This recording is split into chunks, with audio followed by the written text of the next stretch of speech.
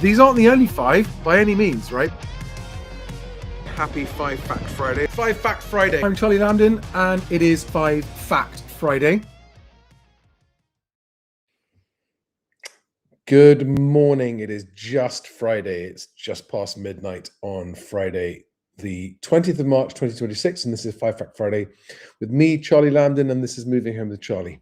And I'm sure many of you will be watching this in the morning on Friday morning, but for me now, it's the middle of the night, nice and quiet, and a lot to get through this evening. Now, there really is a lot to get through. And I will start off as usual by going through the 5, it's actually 6 fact headlines this evening. But anticipating a smaller than usual live audience because of the time of night, I'm also planning at the end of the 5 Fact Friday to do an update on Best Agent's progress. So Best Agent is my housing market platform website, bestagent.co.uk, which I've been building for a long time now. And I'm right up to my eyes in preparing for an investment round, which has been really interesting. And I'm just going to give an update on that because I've been working on that this week, and it's interesting. It's interesting. But 5 Fact Friday first. So let me run through the headlines.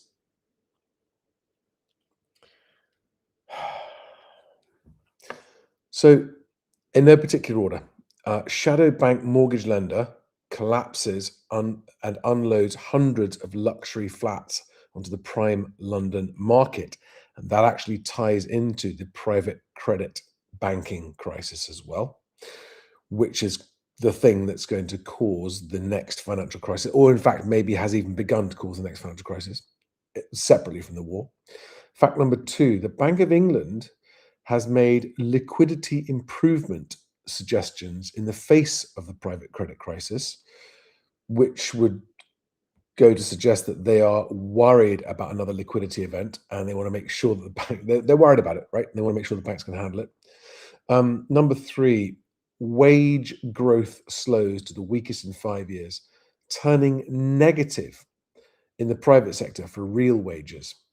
So private sector workers' wage growth after adjusting for CPIH inflation is now negative minus 0.1%.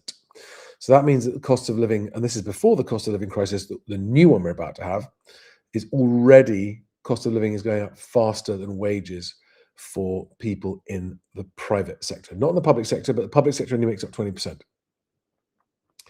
The Bank of England base rate forecast for a year from now in the last couple of weeks has gone from expected to be 0.5% lower than it is today, has now gone to 0.5% higher. So it's a 1% increase in the forecast on where the Bank of England base rate will be this time next year. That's not being factored into anyone's calculations yet. Fact number 5, landlords forced to slash rents, reports This Is Money in the Daily Mail. That's really interesting. There's some really quite big drops in quite a number of cities, which we'll get into. And then number 6, under 25s now make up just 6% of first-time buyers. Now, they used to make up 1 in 4, or 25% of first-time buyers in the 90s. The average first-time buyer age is now 34. Effectively, an entire generation has been priced out of first-time homes. On the back of house prices going up, all of which is to say that once you get past the, yay, my house has made loads of money, you realize, oh, hang on a second, my kids and my grandkids now can't afford the same quality of house that I could when I was younger. It's not really worth it, is it? And so this is why I campaign against excessive loosening of lending and lending criteria. Some mortgage lending is good. It makes sense. It helps people to buy a house. When the term is too long, when the salary multiple is too high, that drives up house prices. Now, the real wages starting to go down is a very strong negative driver of house prices. Real wage growth is the most powerful correlation with house prices. And this is the first time it's turned negative since 2022. And then there's this headline, which is in the Telegraph: biggest price fall in prime London postcodes since the financial crash. That's in the Telegraph. That's a bonus for you guys, because that's just how generous I am. How much fun it is. Who do we have here this evening? Someone calling me out for being late as usual.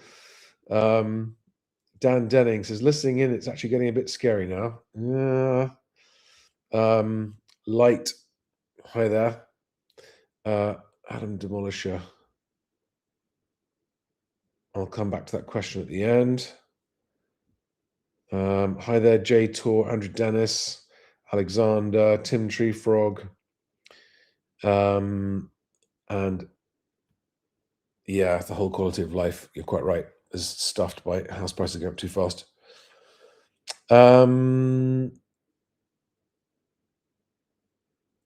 Evening AM. Okay, right. So let's get into the facts a bit more. I just want to point something out here, right? Because the headline of tonight's video is actually can't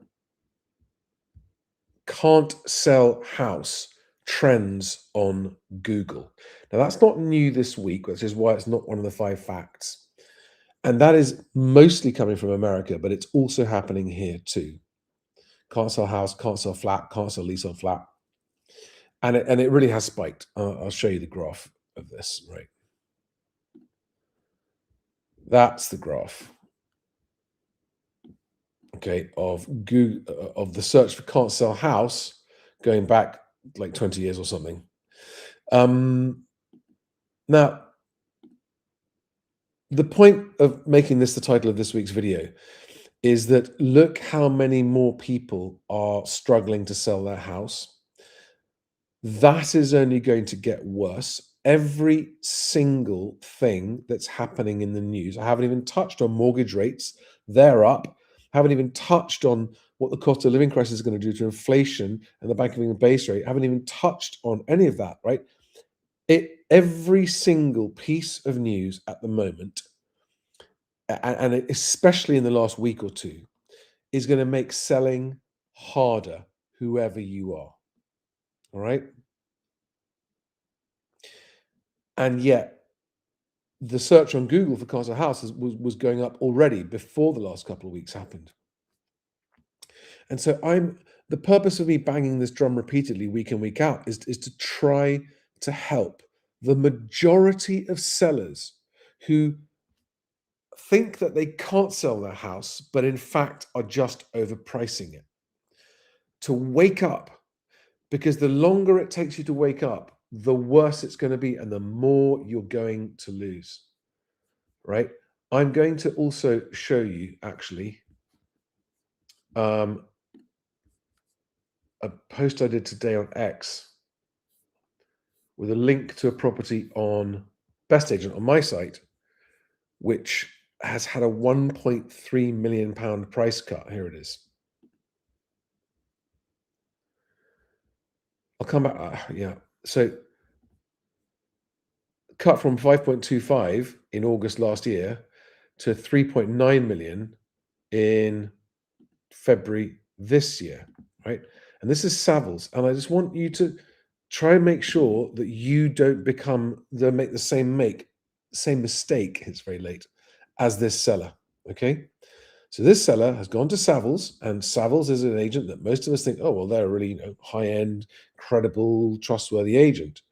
Look how badly Savills overvalued it. Now, they've made a really big price cut. So that 25% price cut, serious words have been had on one side or the other. I imagine the conversation on one side or the other began with, we really have to get inquiries on this house and get it sold.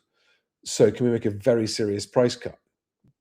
Now, I would suggest that they're too late, that large, expensive to run houses, especially with heating oil bills that have just jumped up. And so my point being, if they hadn't overpriced it, if they hadn't done that classic routine mistake that so many sellers make, which is, well, let's put it on at a hopeful price, cross our fingers, maybe get a bite. And if we don't get one, then we'll lower our price later. You can get away with that in a rising market. We have not been in a rising market for some time, even though I know that you're seeing headlines on a weekly basis going, record house prices. Honestly, the amount of damage done by the drip, drip, bullshit, drip, drip, drip of record house price headlines. This is what causes this kind of problem, right? So the purpose of today is to try and get across to sellers more than. I'm also going to talk about buyers and whether or not you want to be buying when, like, what's happening with the war, with oil, gas, energy prices. I mean, that's really taken a big step of escalation today. Much, much worse looking now. I will come on to that about whether you should be buying or not, who should and who shouldn't be buying, because it depends on your circumstances. The answer is actually, for some people, you should be buying faster because of the looming crisis, and for some people, you should probably think twice about buying, whether there's going to be a financial crisis or not, just because of what was happening with the war. But it's all day, every day. I'm seeing price reductions, price reductions, price reductions from sellers who, for reasons that I'm aware of, but I find it extraordinary that very few sellers are taking precautions to avoid this trap. The majority of sellers are listing at too high a price and then missing this falling market and having to suffer much less later on. Now, 2026 is now looking like it's going to be, even if there isn't a financial crash caused by the private credit crisis that's unfolding, even if that doesn't happen, the 2026 market is looking really bad for all the reasons I'm going to go into today. And by the way, I'm not even mentioning the war or energy prices and any of this stuff. And I haven't even covered mortgage rates that have gone up, even though that's in the last week announced that they've gone up too. So let's get into this in a bit more detail. That graph on the screen now is London house prices. And the pale blue line at the bottom is central London house prices. And they are down now almost 25% on average in prime central London. And if you separate out freehold from leasehold, you'll find that leaseholds dropped even further than that. All right. So if you're a seller and you're wondering why you can't sell your house, it's because it's too expensive. uh, I'm trying to think of the kindest way to get this across. You may or may not have spent money on it. You may or may not have refurbished it. You may or may not have believed that it's gone up because of something that happened. But there is only one reason, right? Yes, there are secondary reasons, like you've chosen a bad agent, they've done a really bad job marketing, it's got crap photographs, and you're not getting inquiries because the basics haven't been done right, okay? But I would counter that by saying even when a poorly marketed property is priced right, you will still get multiple buyers. Now,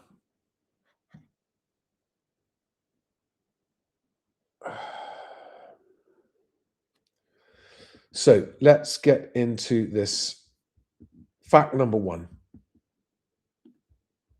Okay, so this is on City AM, and the headline is Shadow Bank Collapse Floods London with Hundreds of Luxury Properties. And this is in prime central London, okay? So this is adding to the point I just made about central London house prices falling, okay? And they're going to be being snapped up cheap as chips. Links to all of these are in the description below or in the show notes if you're listening on the audio podcast, as always. But I just want to point this out here, right?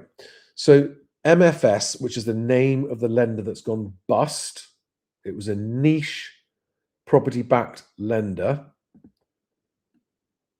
collapsed on the 27th of February, leaving major banks on the hook after it borrowed more than £2 billion from the likes of Barclays, Santander, and others. What? Yeah, 2 billion. The bank's implosion accelerated a Wall Street sell-off of financial firms and asset managers as the market braced for the discovery of more private credit cockroaches.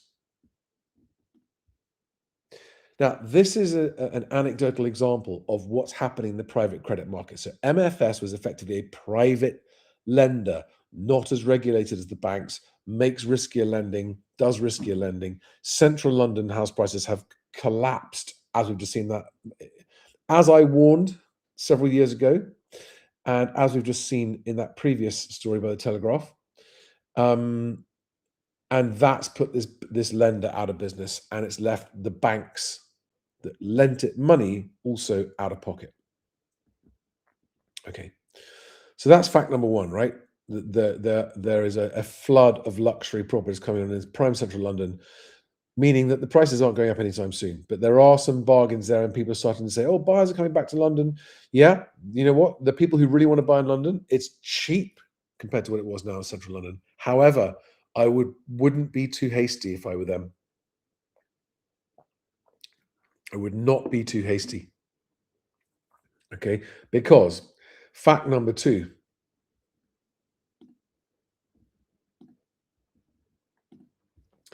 Bank of England proposes liquidity overhaul after, and it's referring to where there were bank failures in the not too distant past. Unveiled proposals to modernize the liquidity framework governing British banks, aiming to ensure lenders can rapidly convert assets into cash during sudden stress events. Now, there is a stress event happening and unfolding in real time. And if you want anyone who really wants to look into it, go. The Financial Times has been reporting it. If you go into X, you'll find reports all over the place from credible sources, lenders, big financial social media accounts talking about this private credit crisis unfolding. That the private credit is for 2026 what subprime lending was in 2008, and what junk bonds were in the 80s, and what the dot-com crisis was in the 2000s.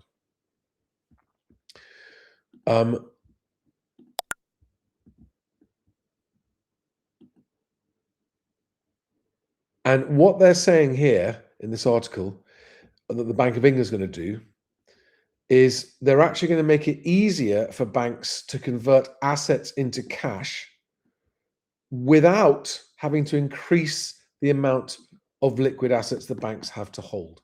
Now, they're basically changing the rules and making it easier. Now, we can debate why they might spend time doing this and why they're publicizing it, but the obvious reason is they are worried about a credit event happening. Now, a credit event happening, or a credit crunch, as it was called last time, how does that affect you if you're buying or selling? It affects you as follows. The number of mortgages available collapses. So even people who can afford to take out a mortgage will find that they are unable to do so. There just aren't the mortgages there. And so if you are a buyer who's quite comfortably well off financially and in a position to buy a house with a mortgage, you may well find that you can't if this financial collapse unfolds. And if you're a seller, of course, that's an absolute nightmare for you, because it means your buyers can't buy, so you can't sell. And for forced sellers in that scenario, that is the worst of all worlds, because if you are forced to sell and you literally have no choice when the credit market has collapsed, that's when you're having to do absolute fire sale prices. Now, that is what is looking increasingly likely to happen this year. Okay.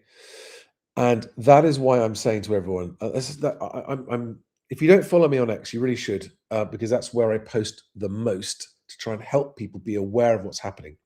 I'm not saying do or don't buy. I'm saying you need to be aware of what's happening, because it's going to affect different people in different ways, but it's going to affect everyone if it happens. And you need to be prepared for it to happen, as the Bank of England is preparing for it to happen. Okay.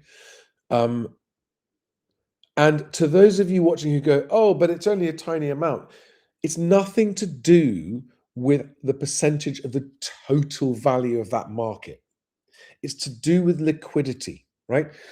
Imagine this, right? Imagine you've got a massive house worth £3 million, but you don't have money in the bank to pay your energy bills, right? You own the house outright. And you can't borrow money against it either. You've got no cash. You can't pay your bills, right? You get into trouble. You're going to default. People are going to come and start wanting to repossess your house just because you had a liquidity problem. Do you see what I'm saying? That is a very, very clumsy oversimplification of the banking sector problem. But basically, banks move trillions of dollars around between each other every day. And it's a bit like lubricant in an engine, right? The liquidity is the lubricant in the engine. If the liquidity dries up, the engine overheats and blows up. Okay. So the amount of oil in an engine is quite small compared to the size of the whole engine. That's the liquidity, right? The liquidity means how quickly you can convert your assets into cash. And that's what gets harder to do when there's a liquidity crisis. Okay. So that's what everyone needs to be aware of.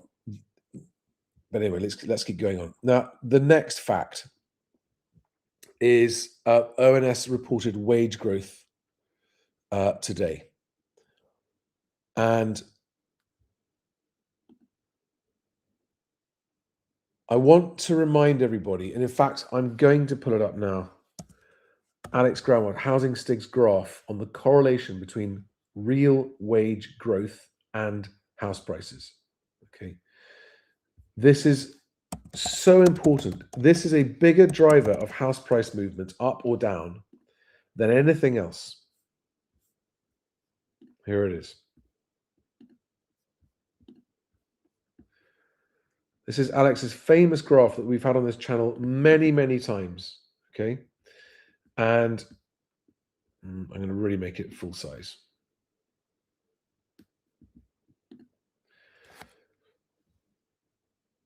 The green line is the land registry average sold price. And the red line is the wage index. And you will see that they track very closely together. Okay.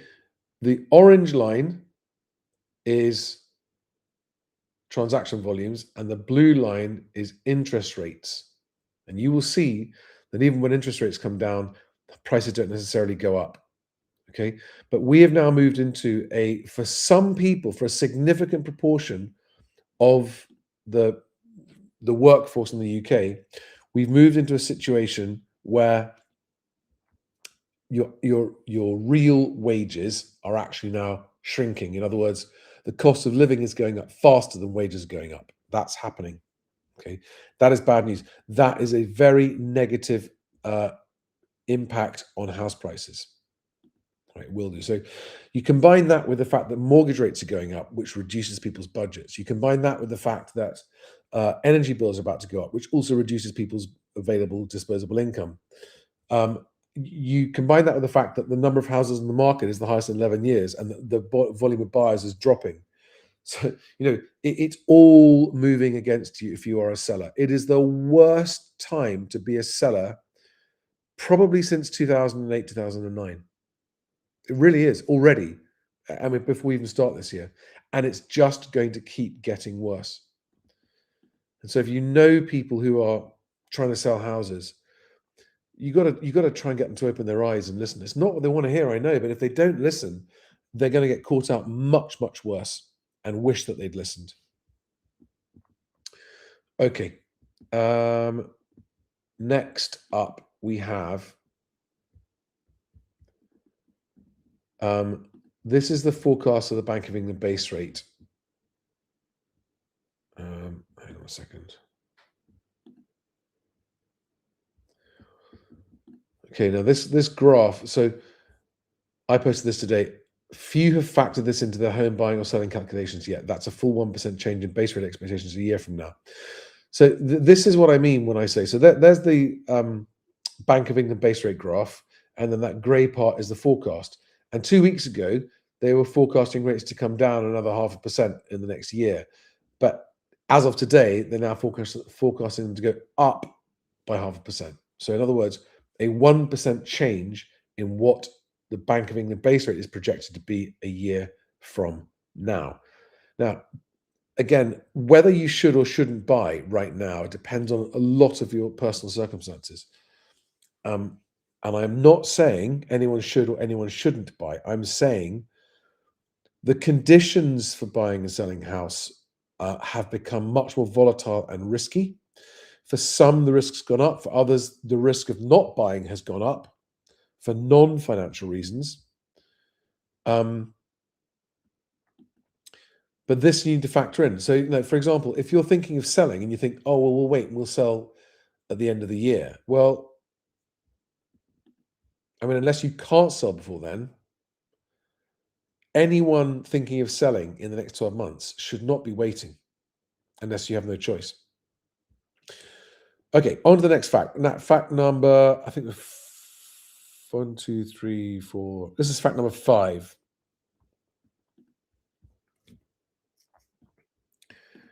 And again, you might think, well, what landlords slashing rents? What's that got to do with house prices?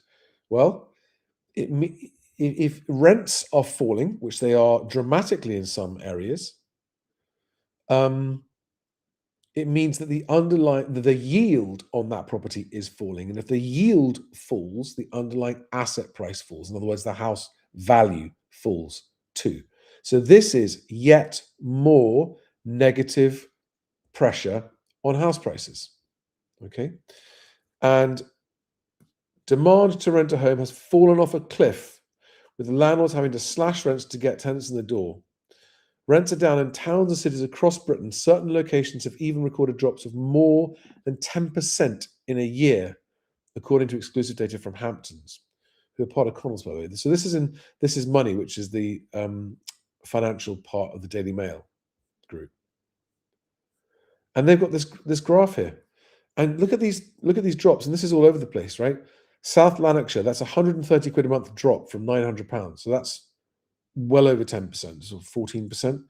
Exeter has dropped 150 quid a month, so about 14%, 13%. Luton, Thurrock, South Cambridgeshire, Ashford, Barnsley, Mansfield, Maidstone, Brighton and Hove, and Portsmouth have all seen significant falls. And the whole of London has come down 2% on average. So, I mean, if you are a landlord wondering what to do when your next opportunity to make a decision comes up, this will be affecting you. And this is also what happens when people run out of money, and people have run out of money because of several years of the cost of living crisis, rising unemployment, weakening wage growth, and a government making horrific decisions that are causing lots and lots more people to be left unemployed. Today's unemployment figures included the fact that young men are now a 17% unemployment amongst men under 24 years old. That's an absolute tragedy. Absolute tragedy. So rents are falling, which is going to be negative pressure, because a lot of landlords will just sell up because of this, and because the Renters' Rights Act. They'll leave their tenants in, but when the current tenants move out, they're just going to go, right, that's it, let's sell up. Now, yeah, other landlords are buying. So there are professional cash landlords who are buying up properties.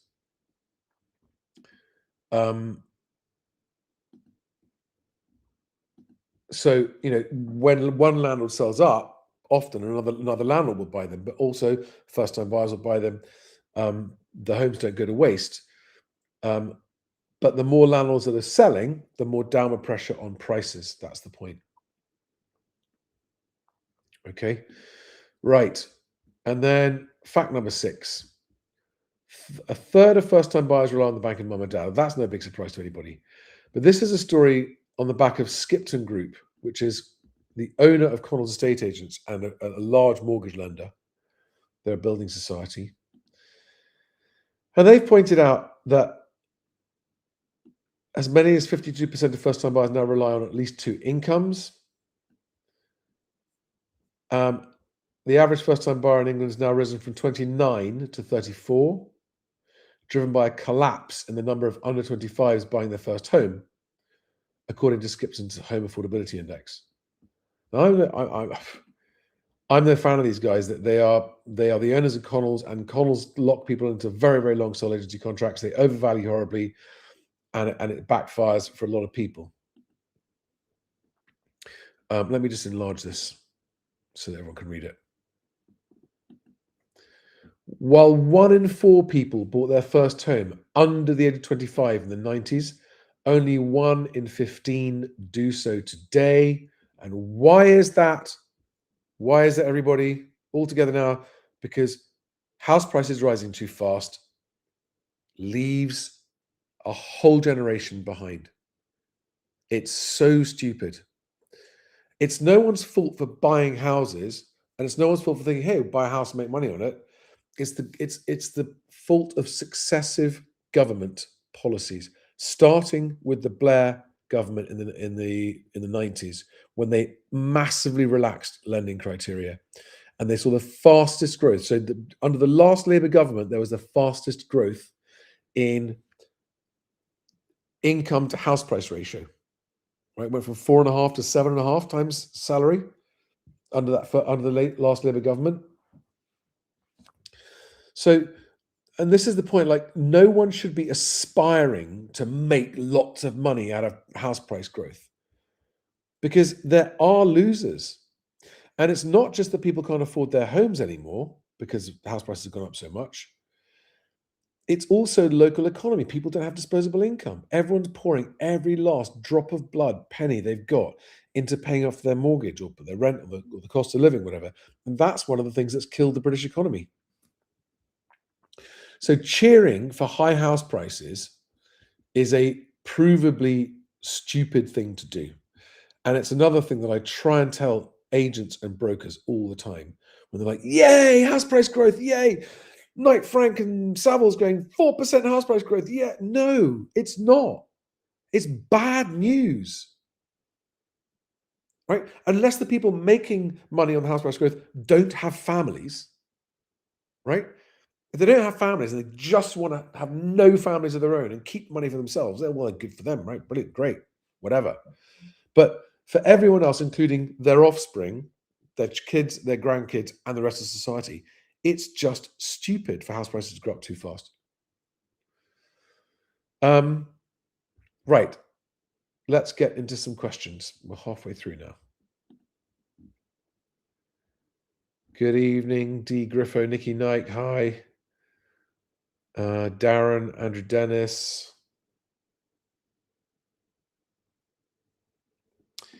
Let's get through a few questions. And then I'm going to give a late night, quite tired update on Best Agent. It's just going to help me get some things straight in my head.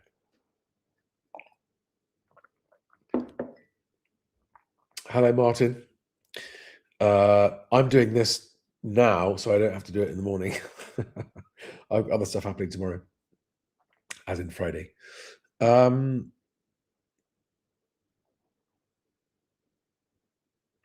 yeah, there's a lot of tough stuff happening.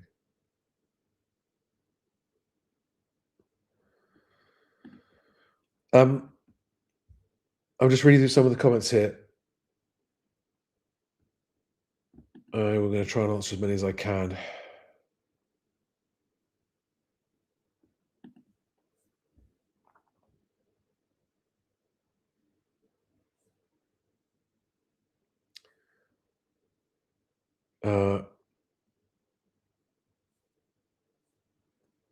Wow, God, there's a lot of you up late at night.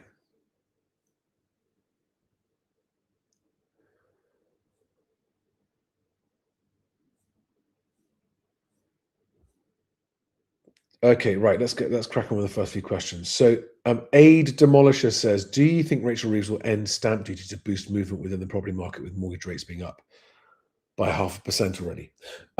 No, I don't think she will. Might she do a stamp duty holiday? Possibly, but that's a really bad idea and a really stupid idea, and it causes distorted house market. It forces prices up as people rush to buy before the end of the stamp duty holiday. Do I think she'll end stamp duty permanently on people's main homes, which is what she should do, and what I'm a massive proponent of, and what the Conservatives are now saying that they would do, and they started a campaign to get stamp duty ended. Do I think she'll do that? No, because she does not appear to care at all about anything other than sticking to her guns, no matter how bad the damage to the economy. I've never seen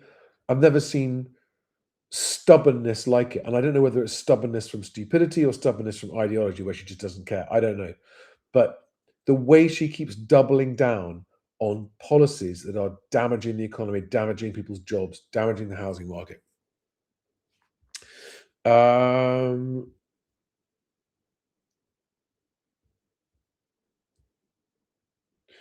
Last plot 96 is how are buyers still increasing price in London by 50k, buying and selling in 2 years and justifying it? Trying to buy a freehold property in London and prices are still soaring.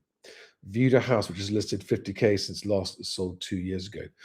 What is the budget of that? Because like if that's a 400 grand place, that's a big jump. If it's a £1 million place, it's not that big a jump over 2 years. So which one is it? Um, there are no places in London that I think prices are soaring. Soaring, in my mind, is going up at more than 10% a year. Uh, but freehold, so where it depends where you are in London. There are suburbs of London where freehold terraced houses and semi-detached houses are doing better and are going up. There are places where they will be going up. That is possible. Freehold has been much more popular than leasehold, and it depends where you're looking. So I'd love to know the ballpark budget you're talking about there. Alexander says, really on the fence.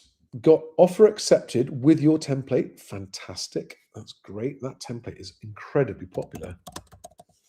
If you just search MHWC offer template, you will find my template, and I'll put the link in the chat anyway. Completely free and works really well. I get people every day telling me that template's helped them get their offer accepted. Anyway, sorry, back to the question here. Really on the fence, got offer accepted with your template, your conveyancer and Dan the surveyor. Mortgage accepted, not in principle only, proper mortgage. Now I want to delay mortgage valid until... when's the mortgage valid until? Okay. Why do you want to delay? Like specifically, what's making you want to delay, Alex? I'm just trying to find... No, I can't see the rest of your comment. Oh, until September. If the prices drop and I continue, fucked. Don't want to screw over the seller, but why should I take on the weight of bought at the peak? Right. Do not make the mistake of only thinking about the financials of this. If you've had an offer accepted and it's a house you want to live in, and you're going to live there a long time, I promise you, 5 years from now, you won't remember what you paid for it. I mean, you might, but like it becomes so unimportant in the grand scheme of things. And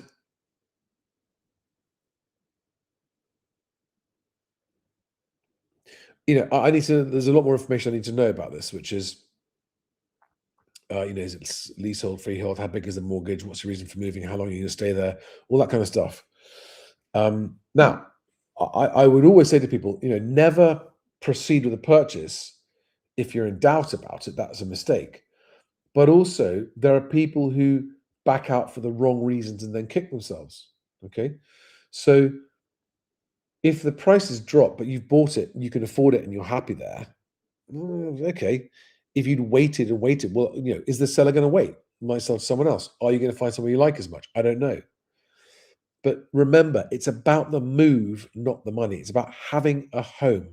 And what you might find is that if you don't proceed now, and September's not that far away, you'd be amazed in the house moving world how far 6 months disappears.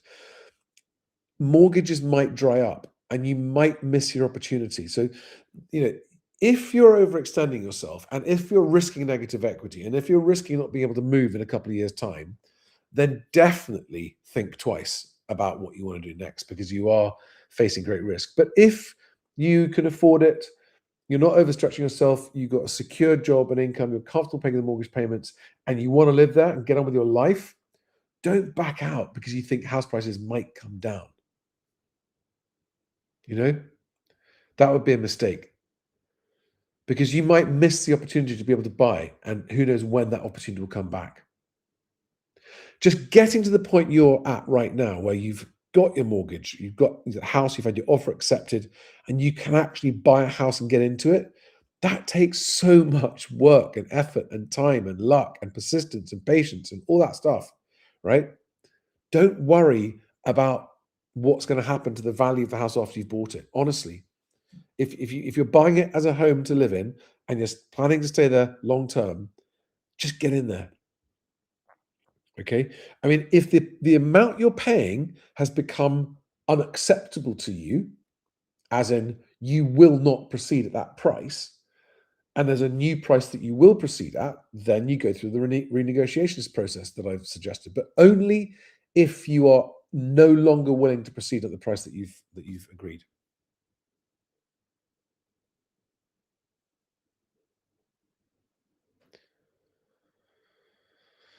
Yeah.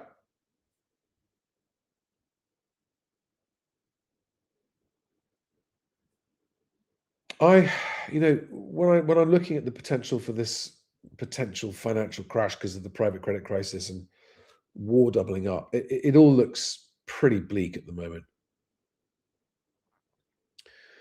But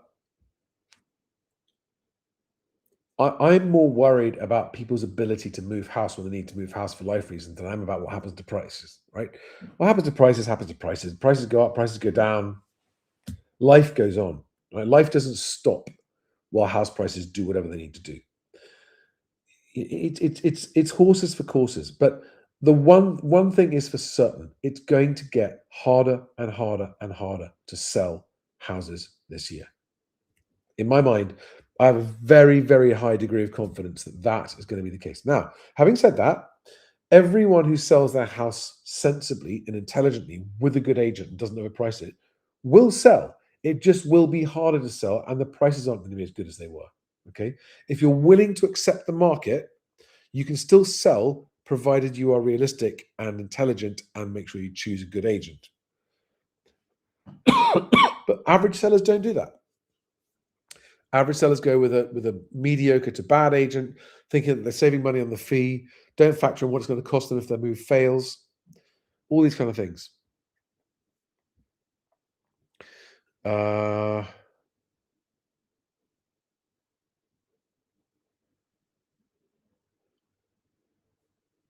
Tony G, hi. Um, yeah, people saying they bought in the 70s, age 25, it was normal. Yeah, it was.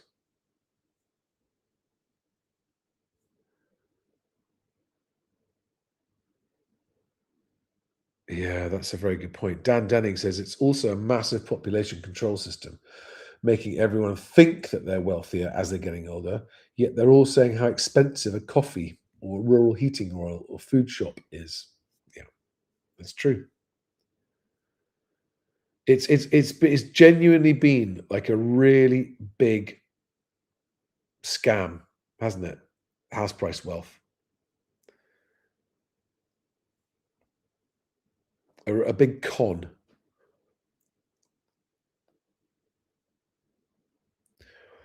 A demolisher says, if you had a sizable deposit, i.e., 30%, and looking at a 35-year mortgage, would you wait to buy when rates are lower?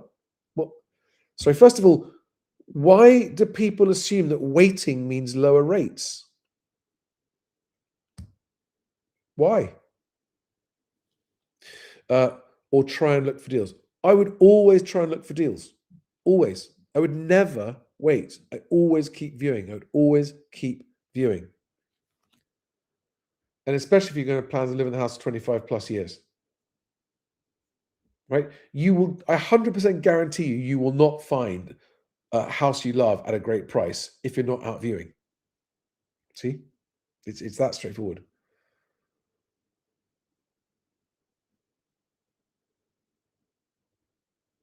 Okay. Last plot says the asking price is 850,000 approximately near Ealing. Previous offer accepted in Walthamstow for 775 was evaluated by the bank for 735, the buyer pushing for 800k. I'm confused about that. Sorry. Who's the buyer? I thought you were the buyer. We're a bit traumatized to offer asking. Okay, well, definitely don't make an offer that's traumatizing. And asking prices going up, just, you know, which agent is that on with? Is that going to be on with a Dexter's or Foxtons or one of those big overvaluing agents? Or is it on with a sensible? Or how long has it been on? You know, and if it's 50 grand up over 2 years so if it was 800 grand 2 years ago, at 850 now, that's only up 12% in 2 years. So 6% a year. So that's, that is higher growth than average, significantly. Soaring, okay, all right, fair enough. Yeah, I mean, but it is an asking price. Just offer what you want to offer. Just make your offer. You've got nothing to lose. Just make your offer.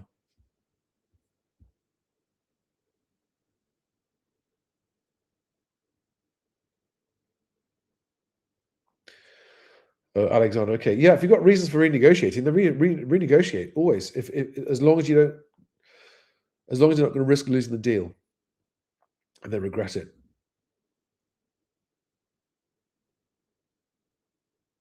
Okay, this is a big question. Hi, Charlie. First time buyer, London, long term, and first time dad due in August. Congratulations.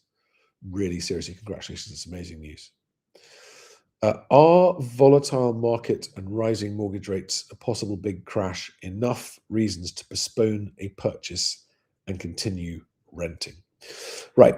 I cannot answer that without knowing what your finances are in terms of, what your deposit is, how big your mortgage is, how long you plan to live in the same place, etc. So you got a family starting, right? And while you have one child and it's a small child, you can still be relatively footloose and fancy free and moving around if you want to.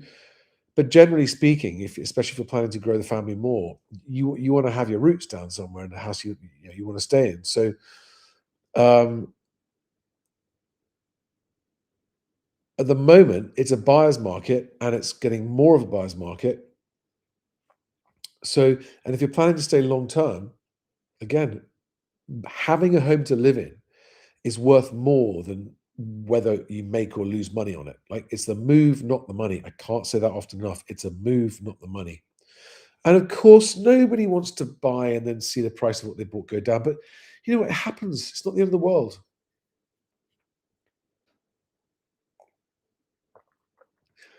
Um,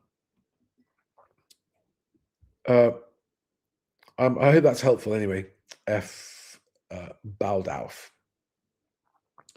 Uh, Olakadakal says, are banks currently valuing properties lower than before? In some areas, yes. In some areas, no. There's no sort of general policy where they're doing that more. They're definitely being more cautious. I do hear more about down valuations at the moment, but it depends what price the deal's been agreed at.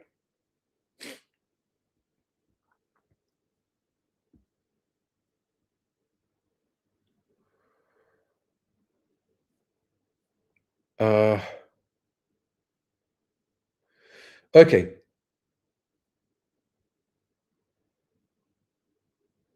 last couple of questions. Then I'm going to just try and update on Best Agent. So, Andrew F232, quite a long question here.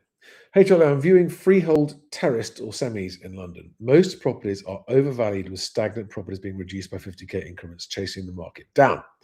I am a proceedable buyer, unable to find a seller with reasonable expectations for their house. Advice on how to proceed. It seems most agents are detached from current market and geopolitical conditions. They agree prices are overvalued, but defend the listing prices. Okay, my answer, which I will give in full, is going to be the same as it always, always, always is. So if you're a long-term viewer of the channel, you know exactly what I'm going to say. Be prepared. Right?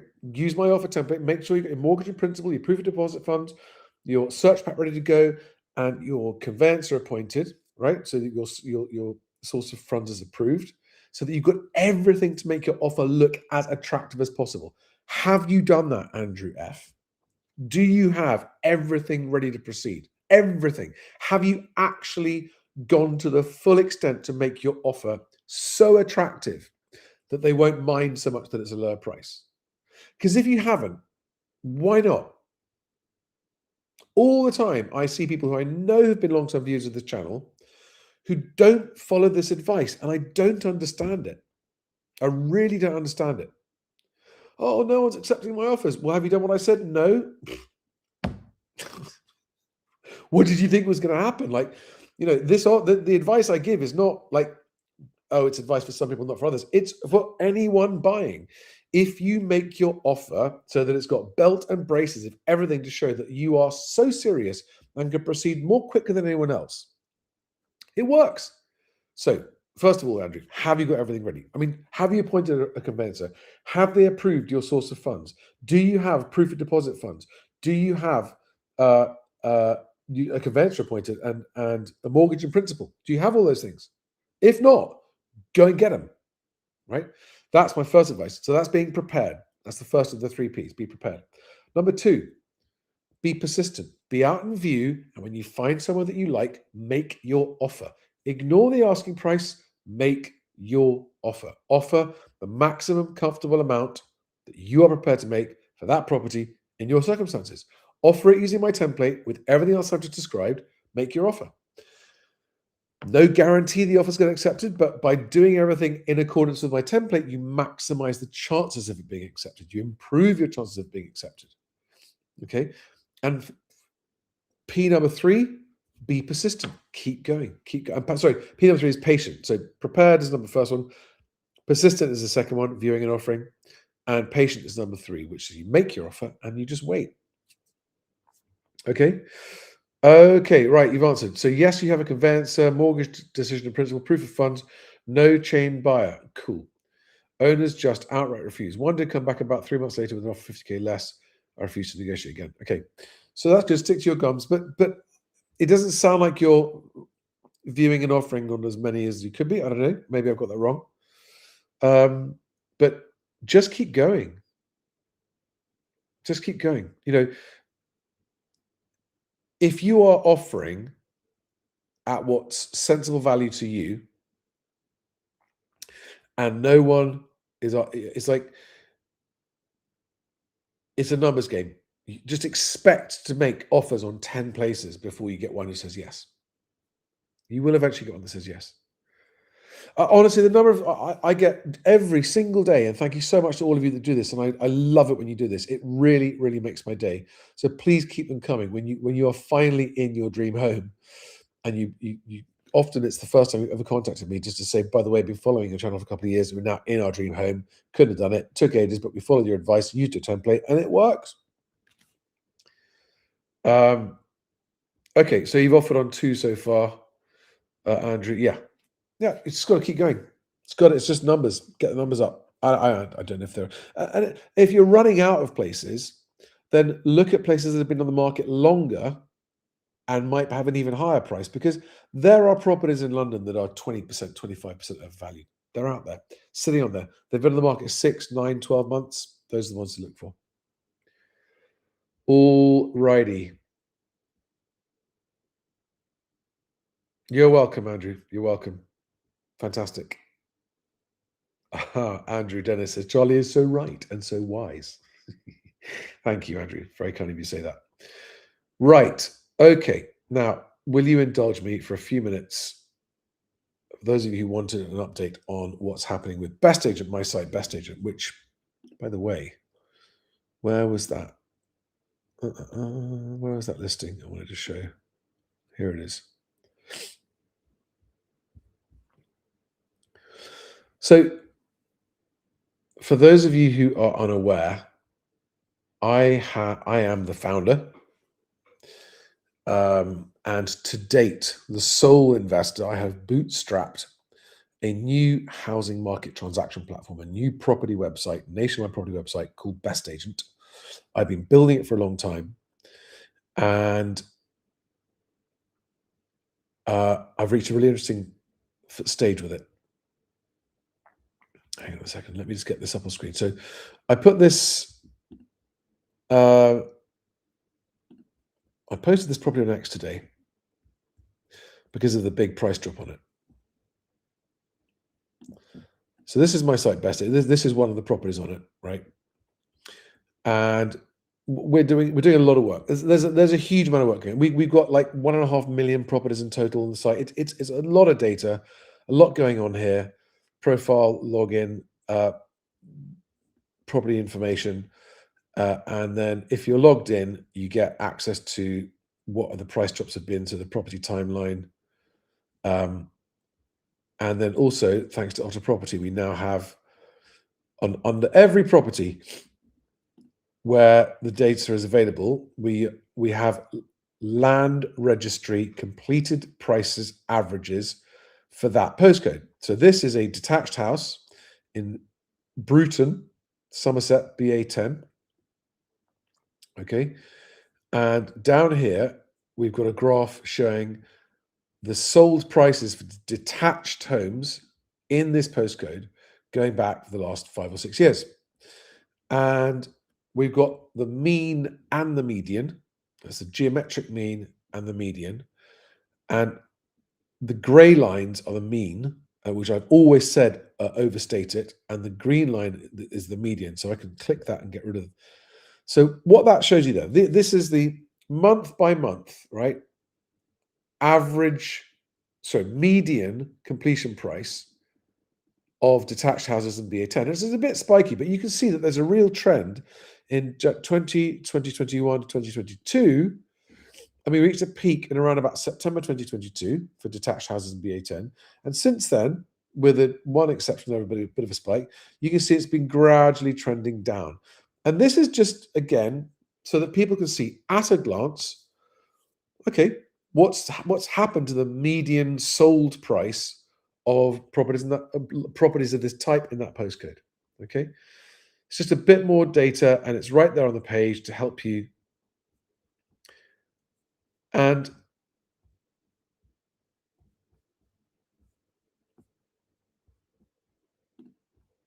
what I want to just talk about for a second, because I only realized it last night, I was actually explaining to my kids, and like my young kids going, "So, Daddy, explain what's going on." And I actually used this notepad and I sketched this diagram out, right? Show them what's going on. And that diagram is 6 groups.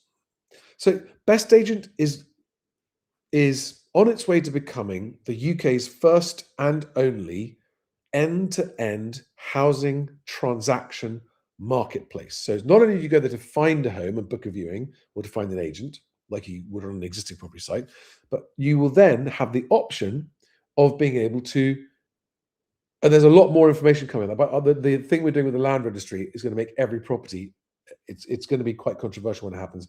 And then we're going to have those social logins so that qualified ID verified movers will be able to comment on properties. So there'll be public comment on properties that people can see, create a social aspect to it, which I think will really help bring transparency to the market. We'll be very, very strict to make sure comments are only about the property, never personal comments about the owners or anything like that. Okay. But a marketplace, think about what a marketplace is, right? A marketplace is normally where people go to buy and sell something, different kind of market, right? Different kind of marketplaces sell different kind of stuff. The thing about housing marketplaces, for every transaction, you've got actually about 10 different parties involved in each transaction. Now, I have spent the last few years collecting or accumulating. So there are 1, 2, 3, 4, 5, 6 groups. I've got an advisory board, which if you'd asked me a few years ago and told me the advisory board I'd have for Best Agent now, it would have been beyond my wildest dreams. I mean, genuinely beyond my wildest dreams. And I've got 8 or 9 genuinely extraordinary, inspirational people on the advisory board of Best Agent. And when I'm able to publicize that, at the moment, I'm only able to talk to investors about it. When I'm able to publicize that, it's going to really grab some attention in the industry. So that's one of the 6 groups is my board advisors, 8 or 9 of them, just several of them real headline grabbers.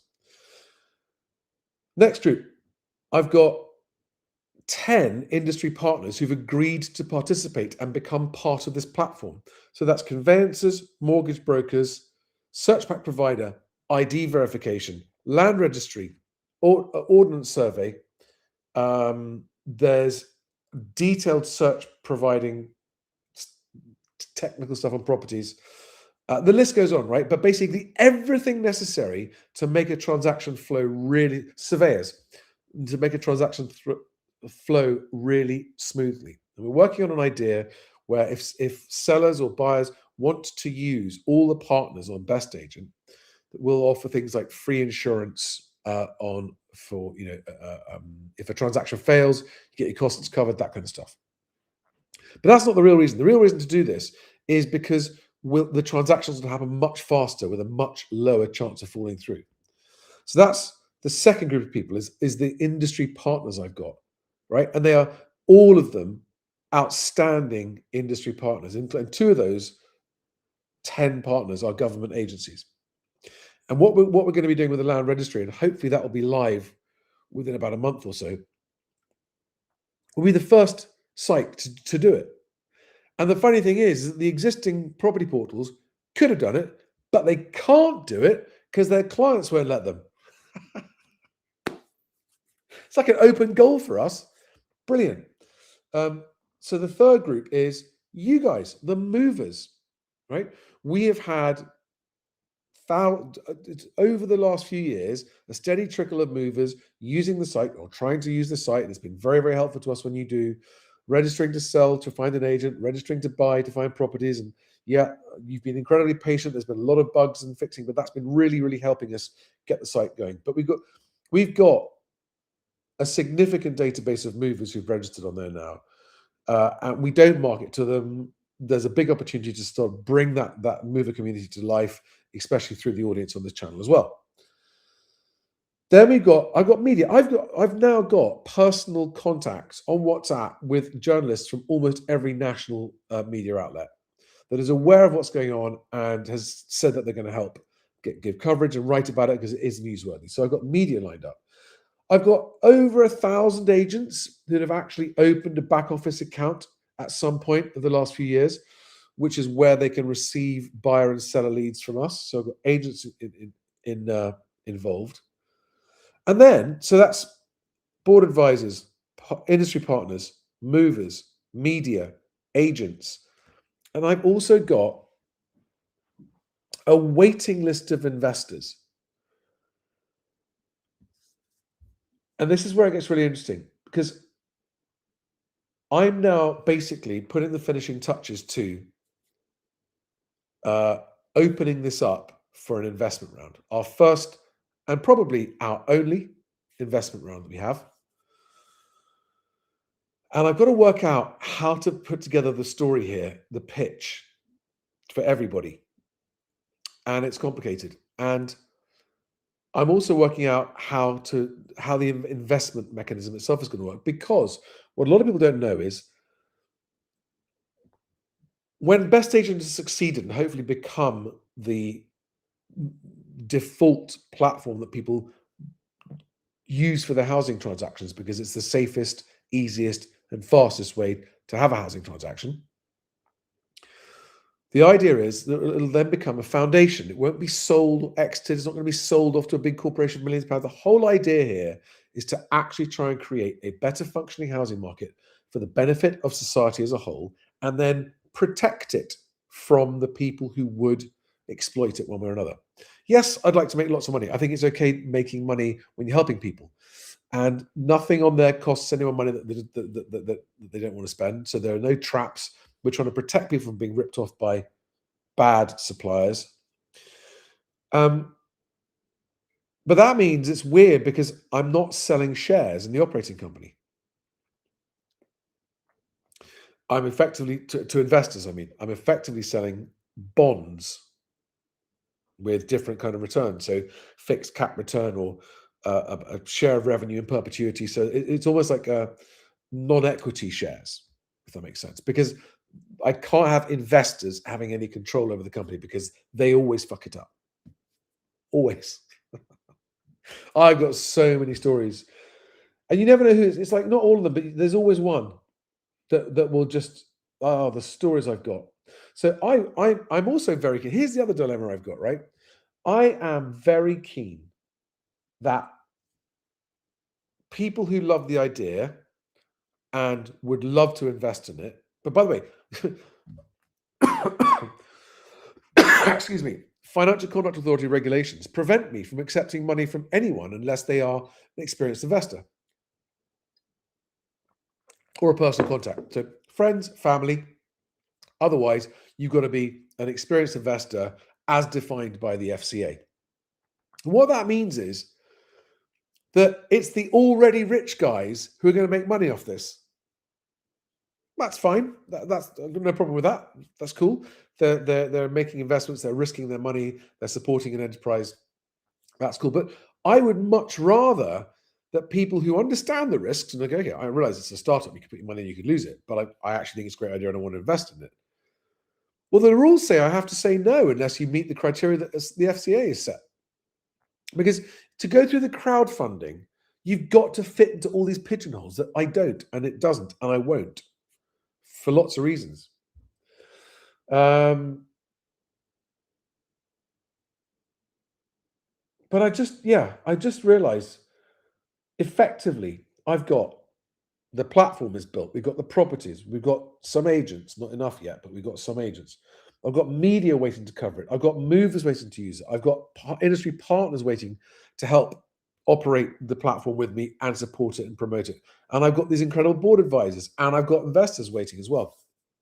So anyway, that's what I've been doing. And I'm right at the point now of getting close to actually contacting all of you, those of you who are investors and you've contacted me and there's a waiting list. I'll be in touch with you soon. But yeah, Best Agent is coming closer. It's a colossal undertaking, not just the technology platform, but the involvement of all those different parties as well. Anyway, thank you so much for watching, everybody.